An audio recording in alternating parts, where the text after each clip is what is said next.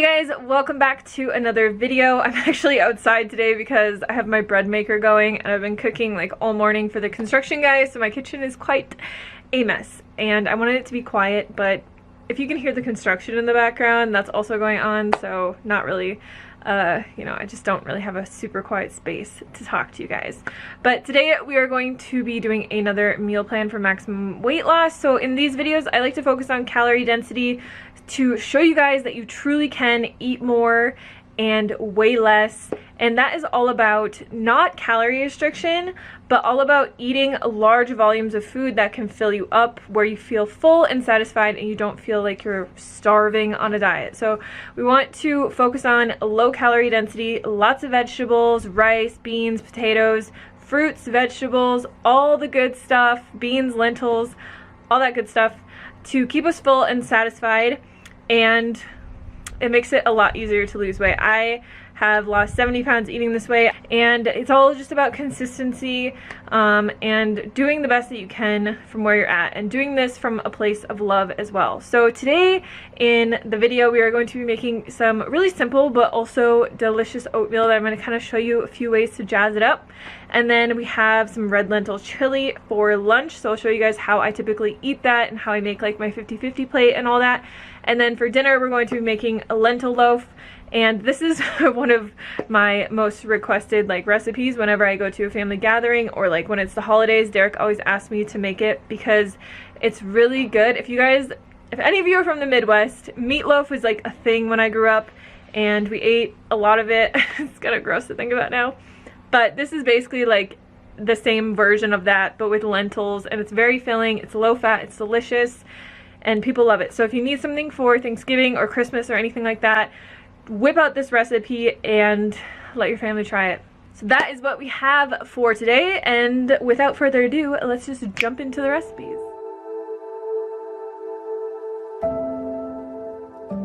Hey guys, so for breakfast today we're actually going to be making next level apple oats. That's what I call them, because I invented or discovered, I'm not sure if anybody's ever done this before, but the other day I bought this tea at Safeway and I was drinking it and I'm like, this reminds me so much of this like delicious oatmeal that I used to have. So I thought, why don't I just take my boiling water and put a tea bag in it and then cook my oats in it, and it is delicious.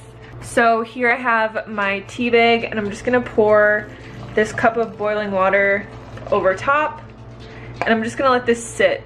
So I will just let that steep for a few minutes. But you could really use any kind of tea that you want. I haven't tried it with this coconut one yet, but I feel like it would be so good. But I mean, they even have like this Celestial brand even has like apple, like a cinnamon apple spiced one, which I feel like would be so good. But this really just like gives it such a different flavor. Like if you have any tea that you like, preferably like a caffeine-free tea, highly recommend trying this because it really gives your oats a lot of flavor. So to make these apple oats, I'm gonna make this in my Instant Pot. All right, so I have this on the saute function and I'm just gonna add a little bit of water.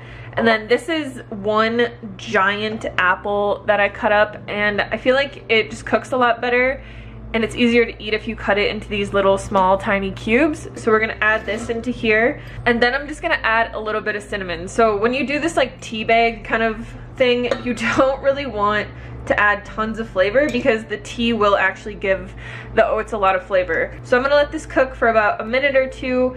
My tea just needs to steep for 2 minutes as well.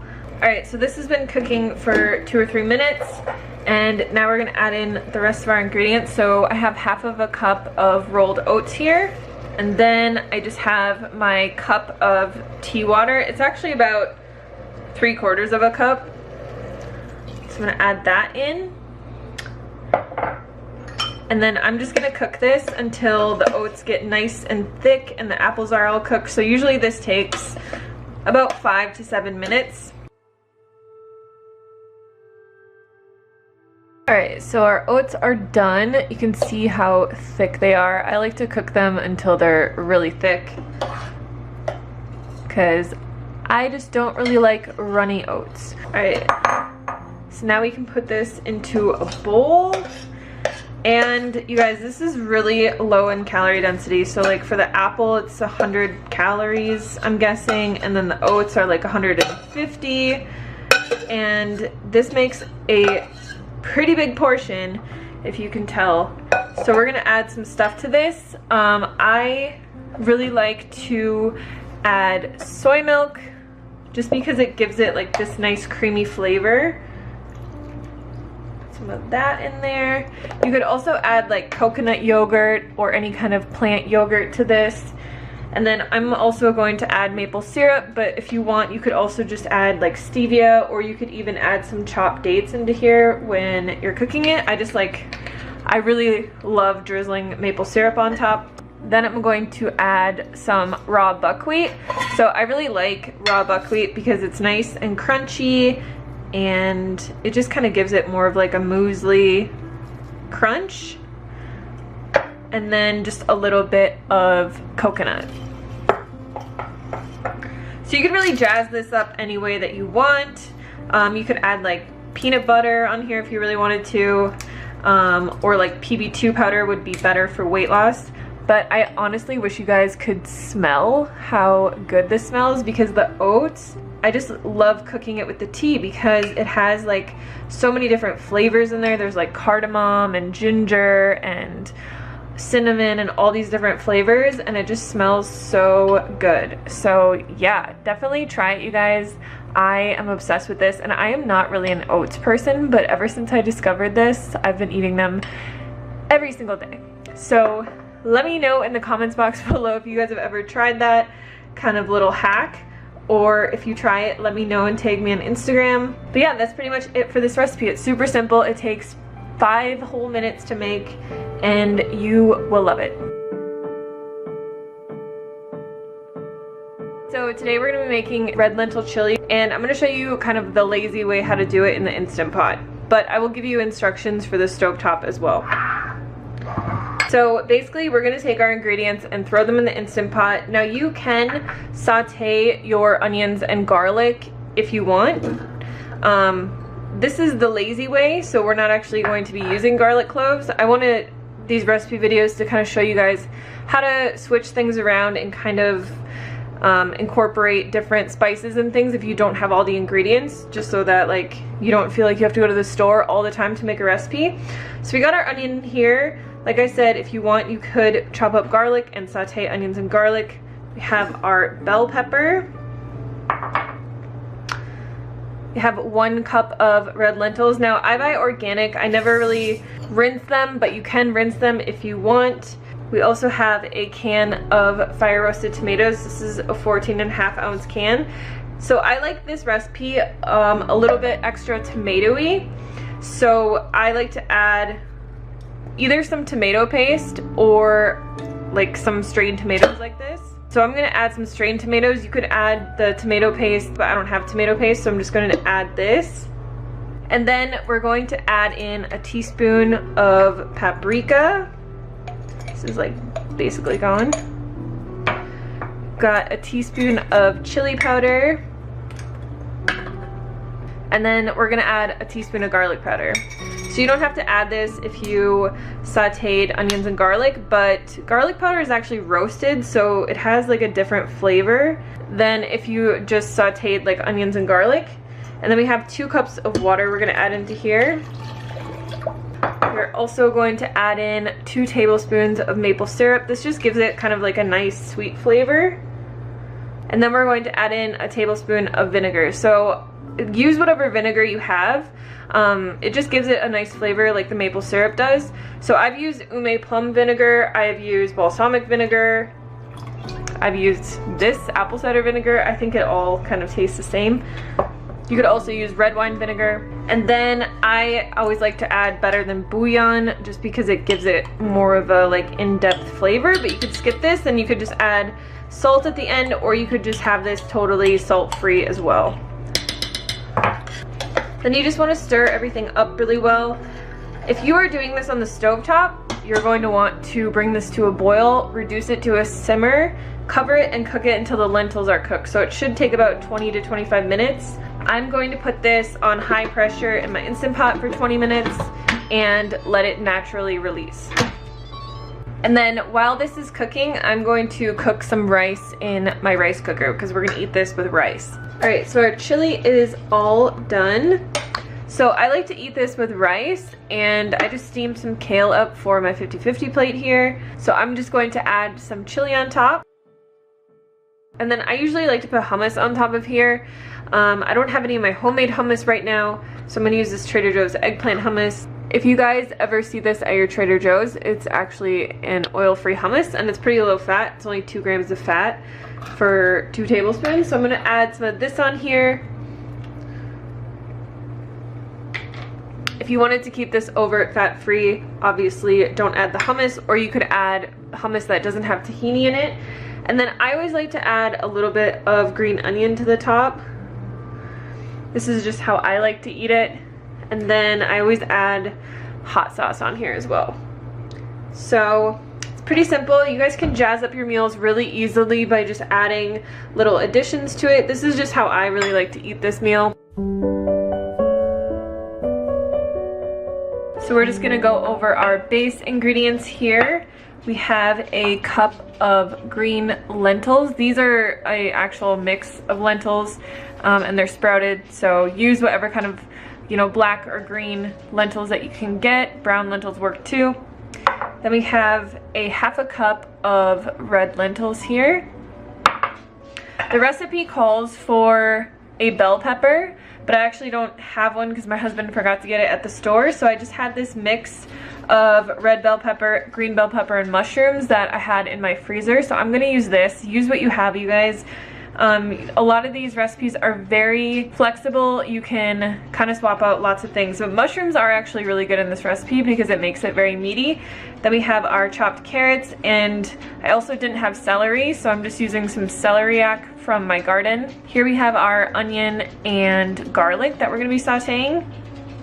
And this is our cup of oats that I pulsed in the blender. So the recipe calls for 1.5 cups of oats pulsed lightly in the blender, but if you want to use just oat flour, you can just use 1 cup of oat flour, or you could even substitute just like a whole wheat flour if you really want to. And then we also have our 3 tablespoons of flax and our 6 tablespoons of water. So we're quickly just going to make our flax egg. All we do to do that is just mix these 2 together, and then we're just gonna let it sit while we do everything else. So I just like to put it together and whisk it a little bit, and then we'll just set this aside, and this is going to help bind everything together. All right, so we're gonna kind of make this into a 1-pan meal because who wants to do more dishes? I'm going to start by sauteing the garlic and onion. I like to usually use like a little bit of coconut aminos in place of water just because it adds more flavor to it, but you could also use soy sauce, or you could just use vegetable stock or water, whatever you have on hand. Going to add our onions and garlic in here. We'll just let this saute for about 5 minutes or until it starts to become fragrant and smell a bit. Alright, so now we are going to add 3 cups of water into here, plus the rest of our vegetables and lentils here. And then we're just going to bring this to a boil, reduce the heat to a simmer, cover it, and cook it until all the lentils are nice and cooked, so it's about 30 minutes.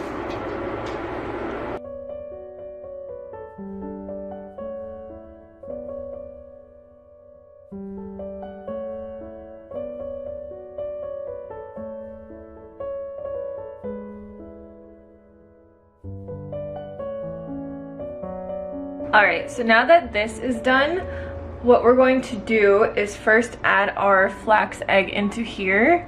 So see how like gelatinous this has gotten? It is so thick. And this is just gonna help bind all of the lentils and everything together. So add that in. So then we're going to add in our seasonings. Here I have some thyme from my garden. If you guys ever have fresh herbs in your garden, use those over dried ones because they're so much more pungent and flavorful. And then I have Italian seasoning, fennel, onion powder, and a little bit of cayenne because we like it kind of spicy. So we'll add that in. You can leave the cayenne out if you want. The fennel is what gives it a really nice meaty kind of flavor.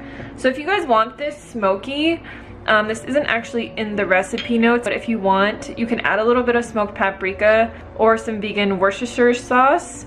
I always say that wrong. Or you could also add in a teaspoon of liquid smoke. So I'm just gonna add in some of this vegan Worcestershire sauce, however you say it. And then the last thing that we need to add in is our oats.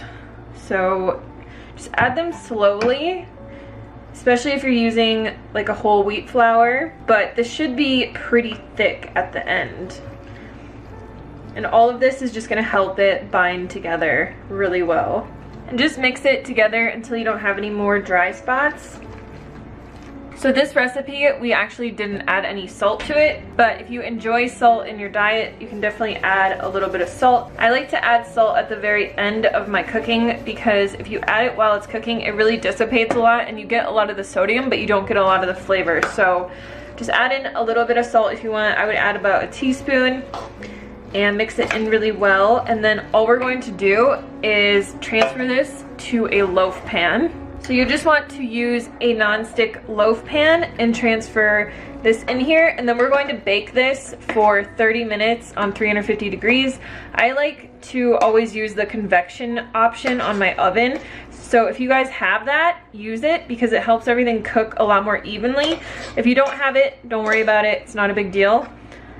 We're gonna put this in here and then just really kind of like smush it into the corners and make it as even as you can. This will dehydrate a bit because we're gonna cook it uncovered, but you just want to press it all firmly together. And we're gonna cook this for 30 minutes and then we're gonna take it out after 30 minutes, put our ketchup on top, and then glaze that for another 15 minutes in the oven. And that's pretty much it.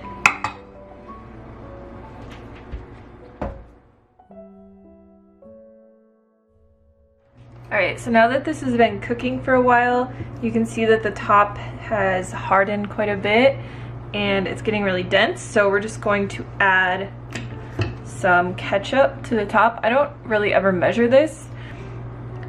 And then you'll just want to spread this out with a spatula.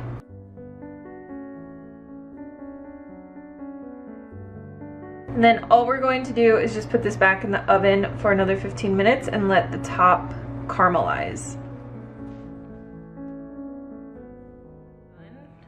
Alright, so this is all done. I've had it sitting here for about 30 minutes. You want to let it rest for a bit before you cut it. I just kind of made it look pretty. With this thyme on top, you can cut into this bad boy. And I'll show you guys a piece.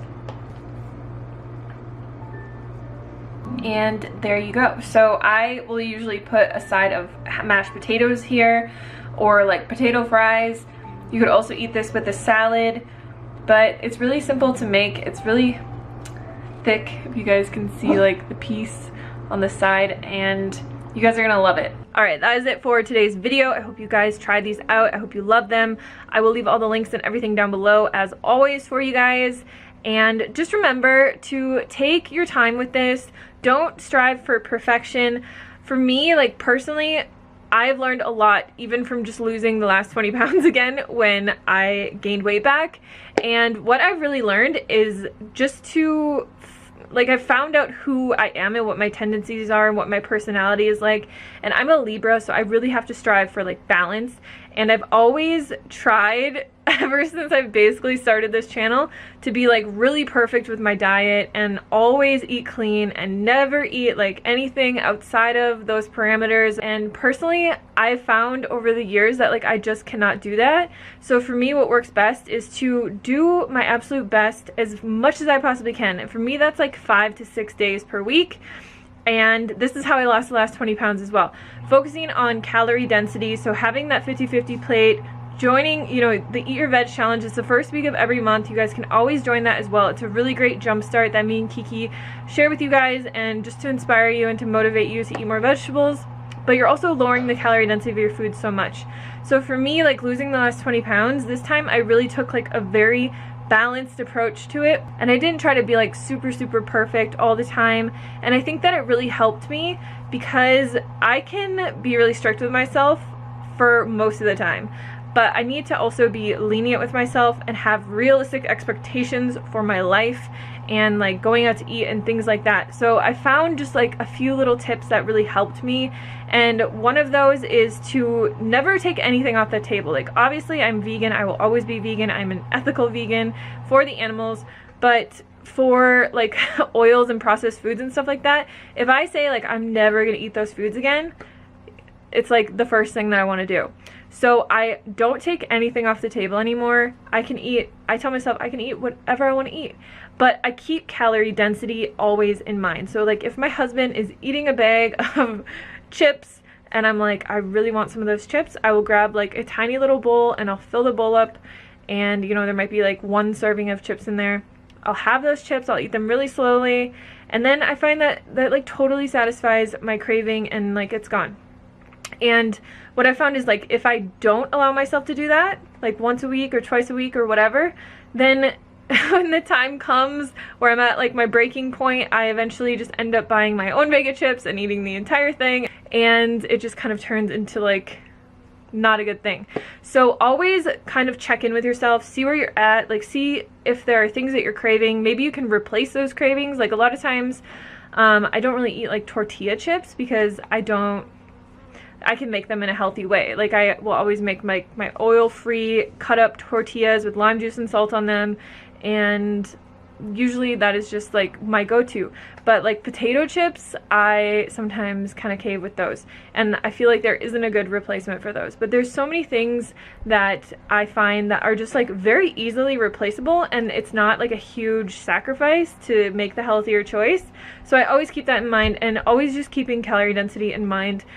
And if I have something that is very calorie dense, I have a very small portion of it, and then like I fill up on my healthy fruits and vegetables. So the last tip that I'm going to tell you guys, because I know the holidays are coming up, I know Halloween is coming up and Thanksgiving, all these things, and you're probably going to want to eat foods that are like off plan. So a strategy that works for me when I'm going out to eat with my husband, which we only do like maybe once a week or once every other week, but instead of like going there and being really hungry, and you know, sometimes you go to a restaurant and people will say like, oh, just order a side salad and eat that first, or order like a side of vegetables or 5 sides of vegetables and eat that first. A lot of times it's expensive because you're ordering a salad with absolutely nothing on it and they're still going to charge you the same price, or you're ordering like 5 or 6 tiny little sides of steamed vegetables. So what I actually do now, and what I did to lose the last 20 pounds, was I would basically just make like 2 pounds of steamed zucchini or steamed broccoli, and I put a little bit of nutritional yeast on there, maybe like a little bit of salt or lemon juice, and I would take that with me in the car on the way to the restaurant.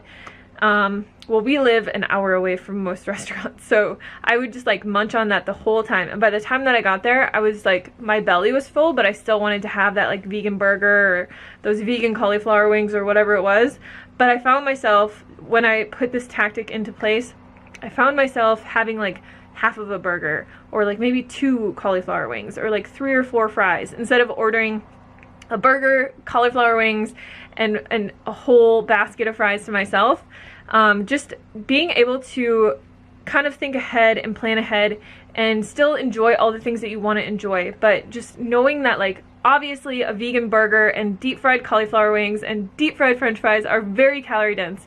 So the way that I just kind of tackled that problem while still enjoying my life and going out to eat was by filling up on low calorie density foods on the way there or before I left. So that's just a little tactic you can use if you're going to like a Halloween party, if you're going to Thanksgiving with your family, Christmas dinner. Just eat a bunch of veggies before you go, and I feel like steamed veggies are the best. So I feel like they're just more filling than like a salad. So I usually always just go for broccoli or zucchini, and I will just make like 2 pounds of that, and then I'm done. Like I can really truly sit down at dinner at a restaurant and eat to satisfaction because I'm truly not like that hungry. So I hope this video is helpful for you guys. I hope all the tips were helpful. Leave any comments or questions or video ideas down below, and I will see you guys on the next one.